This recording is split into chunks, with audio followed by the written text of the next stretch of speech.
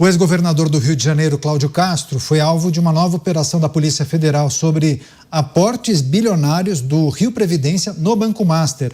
A Polícia Federal apura aplicações de cerca de 970 milhões de reais que foram feitos pelo Fundo Previdenciário dos Servidores Estaduais em créditos financeiros.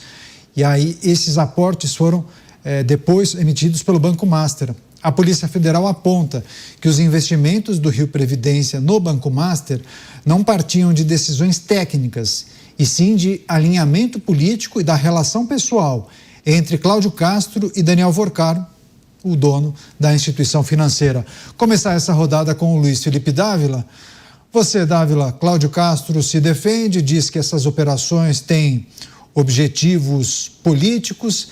É importante lembrar que ele é pré-candidato ao Senado Federal, né? E muitos colocam em dúvida, em xeque, se essa pré-candidatura ou se essa candidatura irá se consolidar diante de um cenário bem difícil para ele.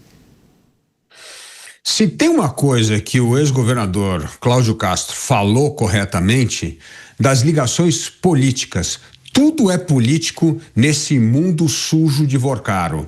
São ligações políticas, favores políticos, depósitos das previdências estaduais e municipais no Banco Master por razões políticas. Tudo é político. Isso mostra como Vorcaro soube azeitar com dinheiro favores, festas, jatinhos, uísques, esta república do rabo preso, essa república que se embevece no dinheiro, nas festas, nos convescotes internacionais de 5 estrelas. É esta vergonha que fez essa máquina de fraude crescer e expandir, e o banqueiro preso ter a cara de pau de dizer que ele pode devolver até 60 bilhões de reais. Por isso, é fundamental que essas agendas, ligações, telefones celulares, todo este conteúdo seja revelado ao público com transparência. Nós não podemos continuar vivendo eternamente de informação conta-gota. O podre desta república precisa ser revelado, porque nós não podemos continuar achando que vivemos tempos normais. Aliás, isso já está sendo feito com outro escândalo neste governo, que é o roubo do INSS. Todo mundo parou de falar desse assunto, Caniato. Não se fala mais dos bilhões de reais roubados dos velhinhos. Nós falamos mais de 8 bilhões de reais em descontos indevidos e mais de 90 bilhões de reais em consignado. Já varreram o problema para debaixo do tapete. Nós não podemos deixar isso acontecer. Depende da sociedade, da imprensa, cobrar constantemente que esta indústria do roubo da República do Rabo Preso continua pulando de um escândalo para outro, enquanto a população fica assustada e atônita com tanto dinheiro roubado, com tanto bolso recheado de dinheiro da sem-vergonhice e da corrupção. Pois é, os nossos comentaristas avaliando mais uma operação que mirou o ex-governador do Rio de Janeiro, Cláudio Castro. Operação que, inclusive, revela as ligações entre o ex-governador e o banqueiro dono da instituição financeira. Deixa eu chamar o Bruno Musa. O Bruno sempre trazendo informações importantes a respeito do mega esquema de conexões do Banco Master e de Daniel Vorcaro. E, nesse caso em especial, o ex-governador tem muito a explicar, né, Bruno Musa? Quais são as justificativas para que os aportes teriam sido feitos, ou em que momento ele toma-se a decisão de que o Banco Master era a melhor opção, levar o dinheiro do Rio Previdência para o Banco Master. E aí a investigação revela que as justificativas, as decisões não eram técnicas, e sim o que determinava era o alinhamento político. Ou seja, não é uma novidade, né? Algo que se repetiu, por exemplo, nos aportes feitos em outras localidades, em outros estados, né?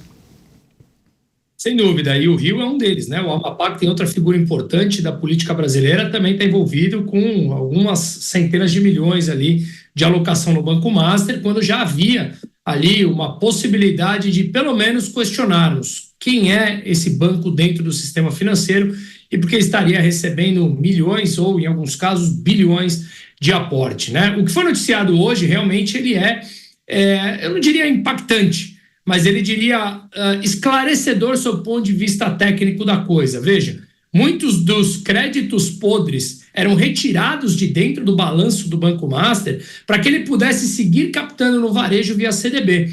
Então, fundos de fachada eram criados, o dinheiro entrava via captação de CDB, o dinheiro era migrado para comprar empresas em que os vendedores estavam dentro do esquema, eles pegavam esse dinheiro e colocavam em fundos, nesses fundos de fachada. E aí, esses fundos compravam os créditos podres de dentro do balanço do Master. Então, você retirava o risco do balanço do banco e repassava a esses FDICs, que é Fundo de Investimento de Direito Creditório. Consequentemente, quando você limpa o balanço de forma artificial, aí, como a gente sabe, fraudulenta, ele abria mais espaço para comprar, ou melhor, para captar via CDB, Certificado de Depósito Bancário do Varejo, pagando taxas acima da concorrência, não apenas na distribuição, mas também taxa de remuneração aos clientes finais. Assim, dessa forma, o banco foi se alavancando e chegou a números estratosféricos, como a gente sempre coloca aqui. E a questão é, em meio a tudo isso e todas essas fraudes sendo ventiladas na época, ventiladas e depois esclarecidas, como é que a decisão de colocar fundos de previdência, ou melhor, dinheiro da previdência de aposentados em um banco como esse, quando a possibilidade dentro do sistema financeiro de forma muito mais confiável é ampla, ou seja, você tinha muito mais opções de maneira cautelosa para fazer uma boa gestão. Mas a gente já viu ao longo dos últimos anos, Caniato, que os fundos de gestão, eles são, mais uma vez, uma obra usada para política partidária. Foi assim com os fundos de pensão, por exemplo, do Banco do Brasil, o Previ, foi com o FUNCEF da Caixa Econômica Federal. São bilhões e bilhões usados para um projeto político pessoal ou de um grupo de pessoas. Consequentemente, os gestores desses fundos não são técnicos, eles são indicações políticas, e quem paga a conta, todos nós, especialmente aqueles aposentados que têm um débito no seu contra-cheque por anos, de maneira coercitiva, sem nenhum tipo de escolha. E em meio a tudo isso, digo essa entrada para dizer, essa discussão que está na base da sociedade de defender partido político A, B, C ou D, cai por terra com mais uma coisa que estamos vivenciando. Qual é o partido do Castro? Qual é o partido, por exemplo, do político importante que tem ali uma correlação grande com o Amapá, que também aportou no Banco Master? Quais os partidos todos envolvidos aqui? Qual o partido, por exemplo, de Caiado, que tem ali junto o Kassab, que tem apoios dentro do Brasil que apoiam o governo Lula? Qual é o partido? Qual é, por exemplo, a ideologia desse partido? Em quem votar? Isso mostra que essa discussão é muito mais profunda no Brasil. Não há ideologia no campo político. Essa ideologia tem que ser debatida por todos nós na base da sociedade, para fazermos pressão nessa camada burocrática que manda de maneira absurda em todos nós e querem que nós nos tornemos servos deles. Eles acham que somos. Pois é, só uma informação, só para atualizar a nossa audiência, coletiva começando em Washington, D.C., Flávio Bolsonaro conversando com os jornalistas, não temos o sinal ainda, parece que há dificuldades técnicas, enfim, na transmissão pela internet, daqui a pouco possivelmente teremos o sinal, se não, material recuperado, né? Material gravado, traremos as informações mais importantes compartilhadas por Flávio Bolsonaro nessa entrevista coletiva. O Eliseu Caetano segue acompanhando, daqui a pouco ele volta aqui na programação. Deixa eu chamar o Cristiano Beraldo para trazer também as impressões dele a respeito dessa situação que envolve o ex-governador do Rio de Janeiro, que tem pretensões políticas, eleitorais, pré-candidato ao Senado. E diante dessas revelações e essas operações em curso, ele fica em uma situação muito delicada, muito desconfortável e tem muita coisa para explicar, né, Beraldo? Renato, pretensões muita gente tem, né? Mas me parece que já está definido que o Cláudio Castro não terá paz até as eleições, né? Dá a impressão de que essas operações envolvendo coisas que aconteceram durante seu governo, elas vão ficar aí minando a sua viabilidade eleitoral. E mesmo que ele se lance, por exemplo, a deputado federal ou mesmo aceite uma indicação para o Tribunal de Contas do Estado, porque parece que essa é uma possibilidade que ainda está sendo discutida, eu duvido que esses poderosos, verdadeiros poderosos do Brasil, vão permitir que ele faça uma coisa ou outra, ou assuma um cargo como deputado federal, ou assuma a cadeira de conselheiro do Tribunal de Contas, porque ele está naquela lista de pessoas que não terão sossego. Agora, tudo o que aconteceu ali no seu governo precisa, obviamente, ser investigado para entender qual foi essa dinâmica, porque o governo Cláudio Castro, ele foi desenhado como um governo de alguém que estava lutando por sobrevivência, né? A gente precisa fazer um histórico aqui.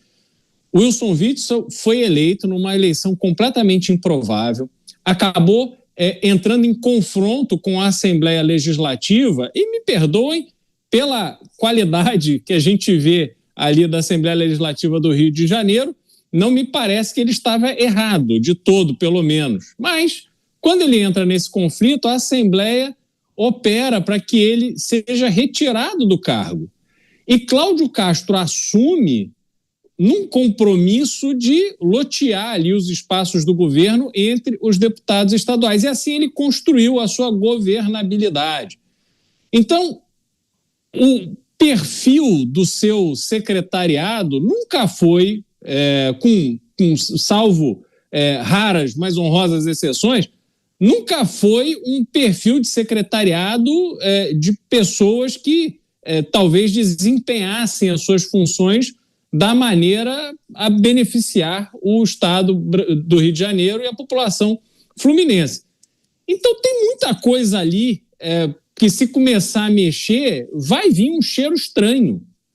E é preciso que isso aconteça, mas que isso aconteça no trâmite normal das coisas, né? Me preocupa muito esse Brasil que vai colocando alvo aí nas costas de algumas pessoas e toda a máquina do poder vai se mexendo, tendo aquela pessoa como alvo. Até porque o Rio de Janeiro hoje passa por uma situação que é uma aberração sob todos os aspectos que se possa olhar. Como é que pode o presidente do Tribunal de Justiça do Estado permanecer no cargo de governador, mesmo havendo um presidente da Assembleia Legislativa, quando a lei é absolutamente clara? O presidente da Assembleia Legislativa tem que assumir o governo quando não há nem o governador nem o vice-governador presente. Aí vão dizer, não, mas a qualidade da Assembleia Legislativa não é boa, então não se pode confiar. Mas me desculpa, a população que confiou. O Rio de Janeiro não está nessa situação absurda por acaso. Aliás, Cláudio Castro foi eleito no primeiro turno. Então é preciso também que a população do Rio de Janeiro tome consciência do que as suas escolhas, através das eleições, produziu, não só para o Estado, mas para a vida dessas pessoas, que não conseguem ter o básico. Agora nós estamos falando aí de milhares e milhares de aposentados que tiveram um rombo, ao que parece, de 3 bilhões de reais nas economias do fundo de pensão que sustenta esses aposentados. Isso é absurdo. Isso é uma loucura. Só que a população não parece que está se dando conta disso. Então, o cenário para o Rio de Janeiro é um cenário que continuará sendo crítico, porque eu não estou percebendo que a indignação está tomando conta no nível que vai produzir uma mudança radical. A mudança radical que o Rio de Janeiro precisa. Pois é, deixa eu chamar o Roberto Mota para... Mota é do Rio de Janeiro, mora no Rio de Janeiro, acho que tem propriedade para fazer as reflexões a respeito desse caso. Antes disso, uma rápida parada para as pessoas que nos acompanham pela rede de rádios. Mota, Cláudio Castro, ex-governador, pré-candidato ao Senado Federal, alvo da Polícia Federal nessa operação que apura e verifica aportes do Rio Previdência no Banco Master. O Rio Previdência é, digamos, um fundo de previdência dos funcionários públicos do estado do Rio de Janeiro, né? Logo, muitos se surpreenderam com os aportes feitos em um banco que, digamos, já há algum tempo levantava suspeitas sobre a sua solidez. O que é preciso considerar em relação a essa investigação que coloca Cláudio Castro em uma situação muito delicada? A manchete diz que a Polícia Federal teria apontado um alinhamento político entre Cláudio Castro e o banqueiro. E eu confesso que eu não entendi essa conclusão, porque o banqueiro não tinha alinhamento político com ninguém. Os relacionamentos dele cobriam todo o espectro ideológico. As suas amizades, se é que a gente poderia chamar assim, iam da esquerda até a direita. Ele tinha amigos nos mais altos escalões da justiça. Aliás, salvo engano, vários tribunais de justiça fizeram seus depósitos judiciais no Banco Master. Ele tinha amigos entre ex-ministros. Ele tinha amigos no Congresso Nacional. O banqueiro era muito cheio de amizades. Ele tinha amigos na mídia, muitos amigos. É importante lembrar isso. Isso não é alinhamento político. Isso é alinhamento financeiro. Isso é alinhamento moral. Eu acho que o grande problema de Cláudio Castro são dois, na verdade, né? Primeiro, ele ter apoiado Jair Bolsonaro e depois ele ser candidato ao Senado.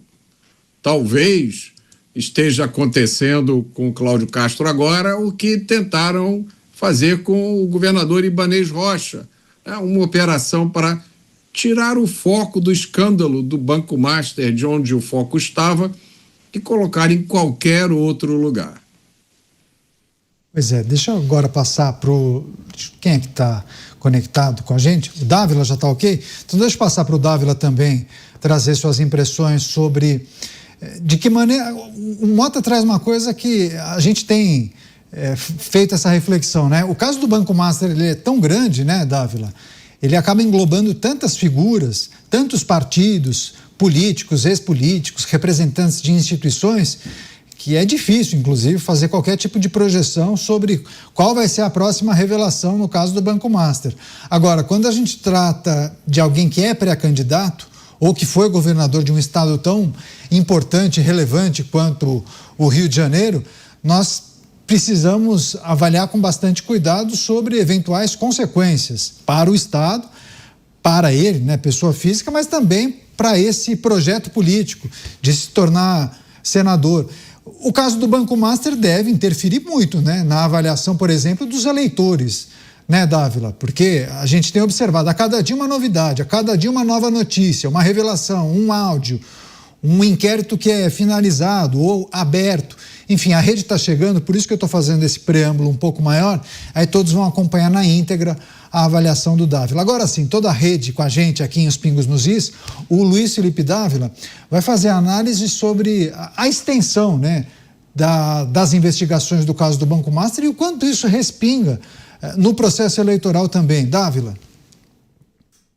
Bom, primeiramente, o Rio de Janeiro não é um caso de política, é um caso de polícia. Porque eu nunca vi tanto bandido reunido de uma vez só assaltando os cofres do Estado, envolvido em tanto escândalo como é o caso do Rio de Janeiro. É uma coisa impressionante. Mas o ponto fundamental, Caniato, é que este episódio do Rio de Janeiro já vazou muitas notícias da repetição dessa fórmula. A repetição da fórmula é conexões políticas de Vorcaro, que alimenta essa rede de favores, negócios, dinheiro, viagens internacionais, foi criado justamente em muitos estados com o apoio de governadores, políticos locais, congressistas, para justamente morder um pedaço do dinheiro da previdência dos estados e municípios. Esse foi um capital importantíssimo nas movimentações financeiras do Banco Master. Então, Caniato, não é uma coisa que é o governador Cláudio Castro, Rio de Janeiro, não.